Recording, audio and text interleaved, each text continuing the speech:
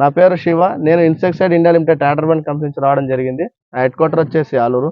ఈ రోజు కర్నూలు జిల్లా ఆలర్వి మండలం గుళ్ళెం గ్రామానికి రావడం జరిగింది. మన రైతు పేరు వచ్చేసి మల్లికార్జున.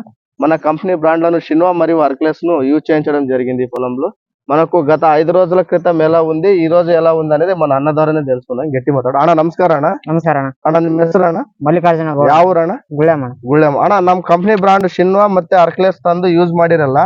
5 ದಿನ ಕೆಳಗ ಏನೇನು ನಿಮ್ಗೆ ರೋಗ ಅಂಬೋದು ಏನಿತ್ತು, ಇವಾಗ ಏನೇನ್ ಕಂಟ್ರೋಲ್ ಆಗೈತೆ ಅಣ್ಣ? ದೋಮ ಮುದುರು ಬಾಳ ಐತಣ್ಣ. ದೋಮ ಮುದ್ರ ಅಂಬೋದು ಇದ್ರಲ್ಲಿ ಬಾಳ ಇತ್ತಣ್ಣ. ಬಾಳ ಐತಣ್ಣ. ಇವಾಗ ಹೊಡೆದ ಮಕ್ಕ ನಿಮ್ಗೆ 5 ದಿನದ ಮೇಲಿದ್ದ ಏನೇನ್ ಚೇಂಜಸ್ ಆಗೈತೆ ಅಣ್ಣ? ಮುದುರು ಇದೆ, ದೋಮ ಇದೆ, ಕಾಪು ಗುಣ ಬಂದಿದೆ. ಹೂವ ಮಗ್ಗೆ ಮುದುರು ಕಂಟ್ರೋಲ್ ಆಗೈತೆ, ಹುಳ ಕಂಟ್ರೋಲ್ ಆಗೈತೆ, ದೋಮೆ ಕಂಟ್ರೋಲ್ ಆಗಿ ಬೇಸ್ ಕಾಪ್ ಸುತ್ತ ಬಂದ. ಕಾಪು ಗುಣ ಬಂದಣ್ಣ. ನಿಮ್ಗೆ ಇಷ್ಟು ಗಿಡ ಗುಣ ನಿಚ್ಚು ಇದ್ದಿಲ್ಲ, ನಿಚ್ಚು ಆಯ್ತಣ್ಣ. ಗಿಡ ಸುತ್ತ ಬೇಸ್ ನಿಚ್ಚುಳ ಆಗೈತೆ. ಎಲೆ ಗುಣ ಪೆಡ್ಸಿತ್ತು, ಎಲೆ ಪೆಡ್ಸಿಲ್ಲ.